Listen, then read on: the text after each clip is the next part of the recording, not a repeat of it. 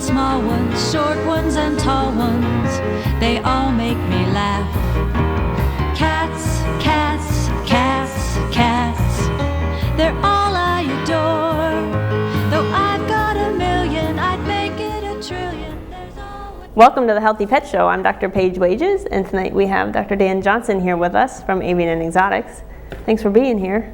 Thanks for inviting me. We thought we would talk a little bit about some of our bird friends, both inside, outside birds. I know backyard chickens is sort of a new phase in Raleigh, so we thought we could talk a little bit about that and then meet our little friend Speedy here. Yep. But just a reminder, if you have any questions about your pets at home, don't hesitate to call. The number is 919-996-6775, and that could be any questions about any of your pets at home, especially since Dr. Johnson's here with us. Any of your exotic pets would be great. Again, the number to call is 996-6775. You want to tell us a little bit about your little man there? Sure. Speedy, is it a girl? I think, it's Speedy. Speedy's a boy, we're pretty sure, based on his weight. And Speedy came here probably a year ago, not long after he was hit by a car and we fixed his wing. The story is that he was hit by a car, stuck in the grill of the car for a few days before they realized he was there. And then we got to fix his wing. And so we've got some video on the internet about that. And he's now our program bird. And he's kind of like a cat, you know. He's got very poker faced, and he always looks angry. But I think in reality that, you know, he kind of likes having his head petted, and he's tolerating us humans. But yeah, he's a red-faced eastern screech owl, and so this is the kind of bird you would see in a tree hollow, and here in North Carolina. He's native wildlife. What does he eat? Well, small rodents and then insects. These guys actually hunt at night like other owls, and will hang around street lamps and other places where they can get insects, and then small rodents, mice, chipmunks, something like that. Huh. And does he live inside now or outside? He lives inside with us, and he already had his chance to die due to Mother Nature and being in the wild, and now he's our program bird. We got him permitted, and he's living the high life inside a refuge. So if somebody sees a wildlife bird, hit or injured or whatever, what is the best route to take? Well, in most instances, it's, you know, if you're talking about a bird of prey that was hit or found on the side of the road, you can first call somebody who does rescue. Maybe you've had him as a guest, Steve Stone of the American Wildlife Refuge. Folks could call our office if they've got the bird. But a way to catch up a bird that is injured would be to lay a couple layers of a thick quilt over it, and sort of wrap it up tight like a papoose, like a straitjacket, so that the head is exposed, but the legs and the feet are what you want to keep away from. And usually these birds are stunned, and what they need is some veterinary attention.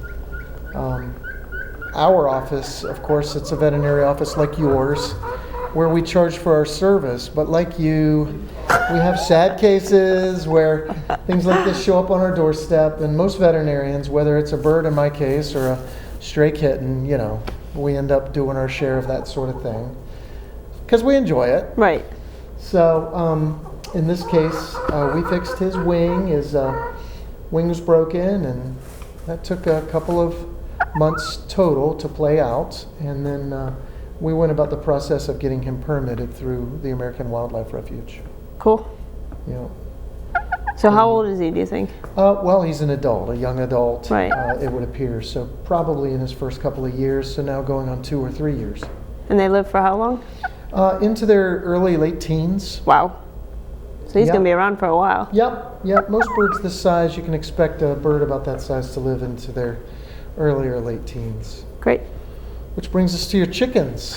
They'll also live to about that old. Really? Well, at least 10 years if you're taking good care. They don't lay eggs that whole time. And it depends also how much work they've had to do throughout their life. Right. Laying eggs and that sort of thing. So these are your chickens. How many did you bring? I brought 4. I brought some different kinds of chickens, actually, since there's a lot of different kinds of birds out there now. I'm not actually sure what kind. This is Silver. She is 2 years old this year, and she's sort of an exotic bird of some sort. I don't know. All of our chickens are domesticated out of the Asian jungle fowl. So chickens kind of originated on the Asian supercontinent, and they've gone all over the world since then. And whether you have a spotted chicken or a bantam, she's kind of a bantam breed. Yep, they're all bantams. They're actually all the same chicken, but various varieties. Like there are different breeds of dogs. Right. So. Okay. She's special though. She's got some special needs. Tell me about that. This one is especially special, and she actually wears a prosthetic, which I forgot to bring tonight. But she only has one leg, and then she has a little nub here that she'll wear a prosthetic, usually in public, and I'm terrible because I forgot it. Yes. She was injured, and I don't know how, but her foot fell off and had an infection, so we did a little amputation, and she's been fine since. All right, and she literally uses the leg at your house, or no, just in public? She'll wear it at the house too. Will she? Yeah. But she'll hop around the back? Yeah. She can forage and take care of herself with that one leg? Yeah. Birds can. I have 2 chickens with one leg. Lots of birds. She's the only one with a prosthetic, though. So together, they can sort of work together. They live in the Gimpy house together. So while I switch birds, if somebody was interested in starting up with chickens, what's the most important thing to know about? Like, how would you start? Okay, so chickens are, while they're domesticated, they still need a certain level of human care.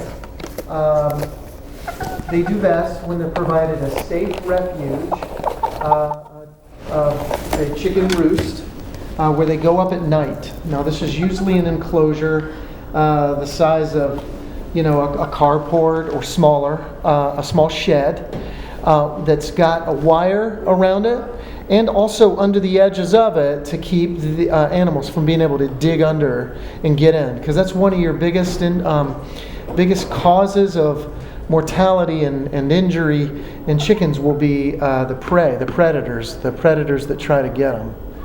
So it's one of the number one things we see are predator interactions, either wildlife or with a dog or a cat. And then because they're laying animals, working animals, you got all your eggs there. We also see reproductive related problems, egg binding, ovarian tumors, uterine problems, uterine infections, prolapses, things that have to do with the reproductive end of the bird. And then there are infectious problems. But when you have a closed collection, that's one of the important things, is that once you get a colony of birds, try to make it a closed collection of birds. Don't bring birds in and out without some sort of quarantine, because it's very common to bring in a virus, a bacteria, a parasite to your collection, whether we're talking about parrots or whether we're talking about chickens. It's very common for somebody to bring in something that spreads through the entire collection if they're not careful about where they get their new animals, and quarantining them, getting them vet checked and what have you before they introduce them to the rest of the flock. And so this is Jo, and she's a Silkie, which is a pretty popular breed because they're kind of goofy looking. Yep. They're really sweet and they can't fly. So a lot of people have Silkies. Their wings are like teeny tiny. Okay. And they're very friendly little birds. Except Jo is one of my oldest birds. She's 4 or 5 now. Okay. What was I going to ask you? Something. Oh, I don't remember. Well, that's okay. Health checks. Do you recommend getting young baby birds like chicks, or would you get an adult bird? Like if somebody was going to get started, what's the best way to? I started with chicks. Right. If somebody's going to start with chicks, realize that it's going to take months before you get any eggs. I forget exactly how. It's like 8 or 9 months. 8 or 9 months. So it's the better part of a year before you actually begin to produce eggs, get eggs. I do recommend starting with young birds and growing them up.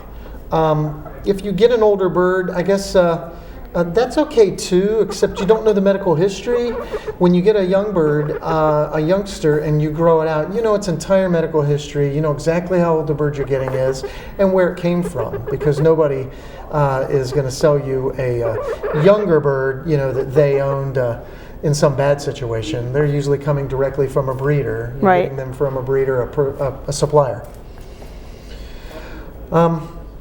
Birds of prey and chickens. Sometimes we see not so much owls, but hawks Yep. are, aside from the raccoon and the weasel and an opossum, birds of prey, like a hawk, are also another source of trauma to your backyard chickens. Backyard chickens are very fashionable, I say. They're kind of an inside the beltline phenomenon right here where we are in Raleigh. The Tour de Coop is coming up. The Tour de Coop is coming up, I want to say it's April and May. It is, yep. Yep, so it is a chance to see other backyard flocks, the habitats and the accommodations people have made for their backyard chickens here inside the Beltline and slightly outside here in the Raleigh area. A really neat tour of people's flocks that also benefits shelter, human shelter here in Raleigh. So I should know that, but basically it's run every year as a fundraiser for benefit of some homeless folks. Right. All right? Yep. And it's a good way to get sort of an idea of how you want to design your own chicken house Yep. if you think you're about to get started. Yep. Chicken house can be from simple to fancy. The fanciest one I've seen was painted in pastel and had a chandelier for its nightlight. Really? The nightlight, yeah. So kind of near North Hills. Oh, very nice. Very nice. Yeah. Mine are on PVC pipe and wire and wood and wire. Right. But So at night, a chicken wants to get up off the ground. They'll get up on their roost. That's where they feel safest. In the wild, the roost is up in the trees. And if you've ever been to places where feral chickens live, you'll find that they do quite well in the wild as long as there's ample food supply. One of those places happens to be Kauai in Hawaii. And we went there for a holiday, for vacation, and what do you know? Chickens everywhere. that's so funny. Yeah, and they're living, just getting along, doing great. There's babies with their moms. There's adult chickens everywhere you turn. And so it's the state bird anyway for that island, and I think also the Big Island. That's so funny. Yeah, another place feral chickens are a problem, maybe a good problem to have, but our problem are the Keys, Key West.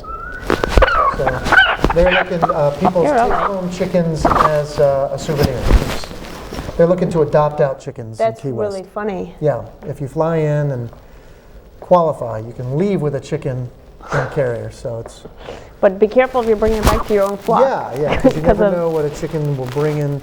A foreign chicken could bring into your flock. Right. So.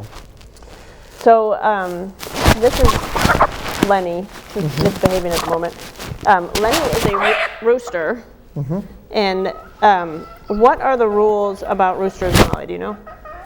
Well, in most neighborhoods, first off, show off one of the features of a rooster are his crow, but the other are these what are they called? I guess you would call them spurs. These are massively big, we'll call them thumbnails, that are directly attached to the side of his foot. And let me get a good profile for you there, that. And this is slightly movable, and it's like a long thumbnail talon.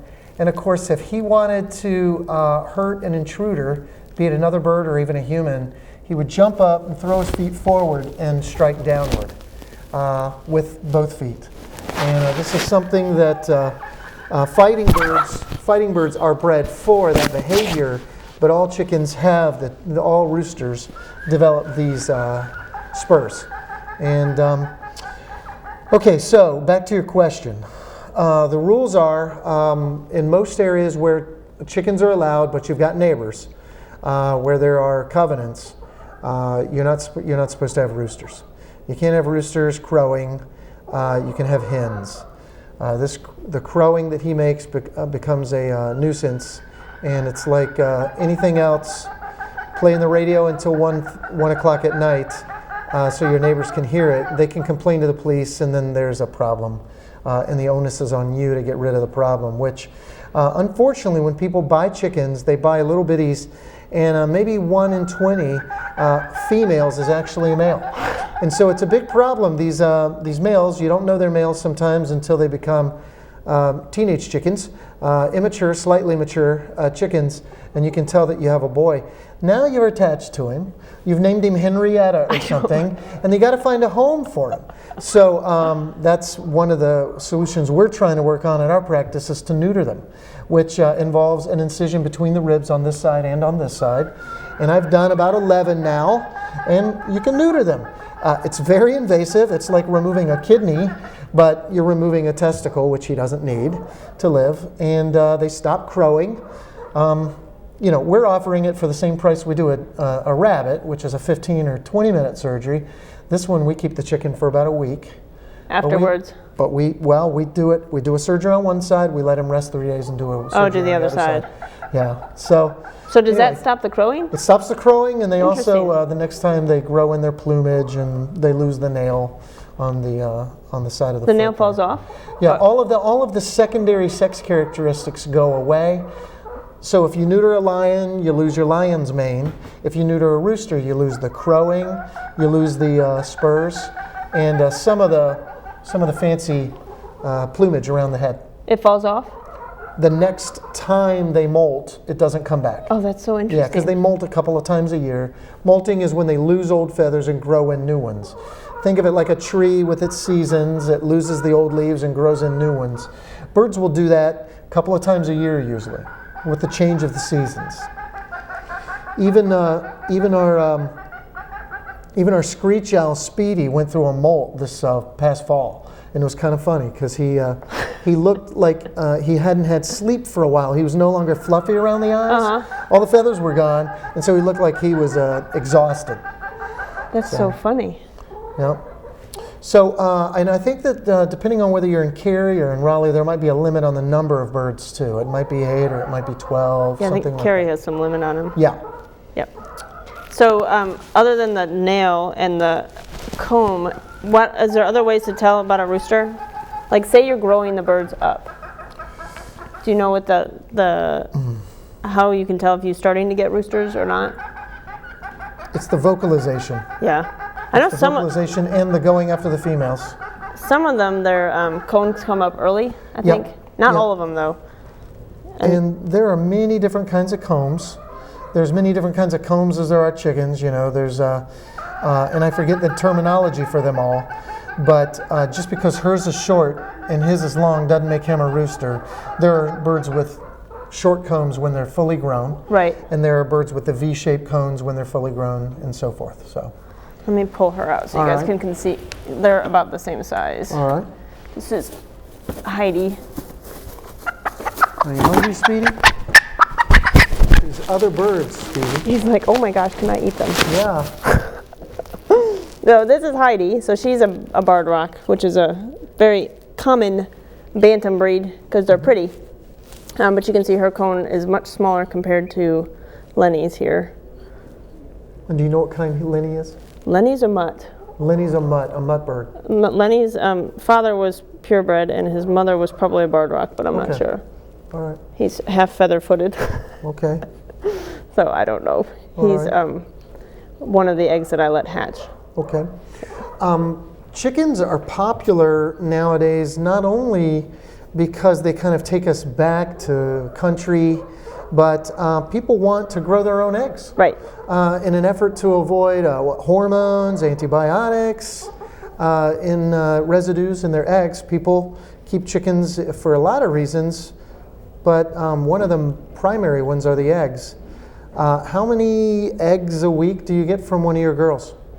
They probably lay about 5 or 6 eggs a week, wow. Maybe. So almost every day? The younger birds, yeah. The older ones, maybe 2 a week. Right, and the laying life for a bird is maybe not past 5-7 years? Or, Okay. I'm asking. I don't know. Yeah. Mine are not there yet. I think that once they get towards 10 years, they become unpredictable. Okay. Certainly, they're in their prime from, 3, 5, 6 years, they're still in their prime.